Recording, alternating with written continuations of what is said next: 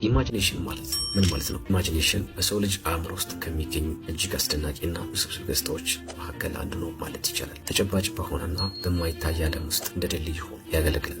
ኢማጂኔሽን ማለት ልክ ጆሴፍ እንዳለው ኢማጂኔሽን ኢዝ ዘ አይ ኦፍ ዘ ሶል እንዳለው ፊዚካሊ ማየት የማንችላቸውን ሀሳቦች፣ ቁሳቁሶችና ልምዶች የአእምሮ ውክልና በመፍጠር ማየት መቻል ማለት ነው። በሁሉም የህይወታችን ዘርፍ መሆን የምናስበውና ማድረግ የምንፈልገውን ነገር ቪዥዋላይዝ ማድረግ የምንችልበት መንገድ ማለት ነው እንችላለን።